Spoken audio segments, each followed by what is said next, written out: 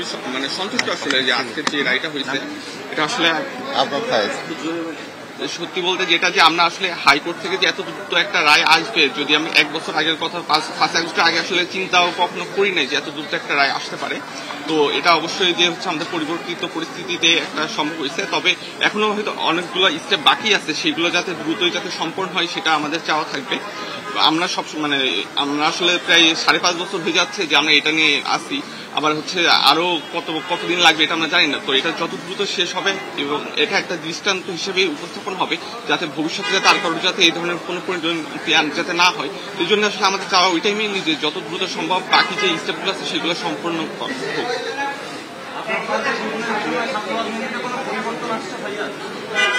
আমার যা আমরা আসলে এই ব্যাপারটা তো ছাত্র রাজনীতিতে পরিবর্তন আসছে কিনা এটা জানা, বাট অবশ্যই আমরা হচ্ছে সবসময় চাই যাতে অন্তত যেই পরিণতি একবার আবরার ফাদের হয়েছে তা যাতে আর কোনো অবস্থাতেই যাতে আর কোনো শিক্ষার্থী যাতে না হয়। এটা যে কোনো পরিস্থিতিতেই যেন নিশ্চিত করার জন্য অবশ্যই আমরা চাবো যাতে সরকার এবং হচ্ছে যারা ছাত্র সংগঠনগুলো আছে তারা যাতে এই জিনিসটা নিশ্চিত করে যাতে কারোর পরিণতি একই রকমের না হয়। আপনি চান যে আর কোনো আবরারের মতো ভাগ্যজন আর ভবিষ্যতে যাতে আবরারের মতো যাতে আর কোনো ছাত্র কারোর বাপ মা যেন এইভাবে বুক খালি। আপনার কি মনে পড়ে আপনার ও কি কিছু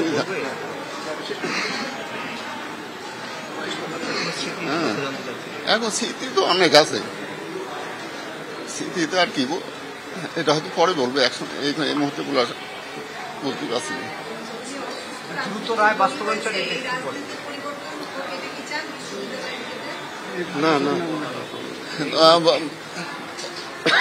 মানে যে শিক্ষা প্রতিষ্ঠানে এই ধরনের র্যাগিং আছে সেটা তো অবশ্যই আমরা পরিবর্তন চাই, যাতে ছাত্ররা যাতে ভালোভাবে বসবাস করতে পারে, ভবিষ্যতে যাতে আর এই ধরনের ঘটনা না ঘটে সেটা আমরা সবার কাছে আবেদন জানাই।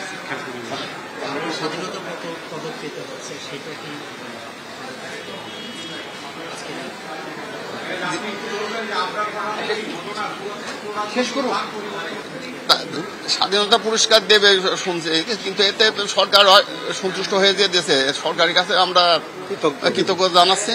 হ্যাঁ, হয়তো তাকে এটা রাষ্ট্রীয়ভাবে স্বীকৃতি দিয়েছে, এটাই আমরা খুব গর্বিত।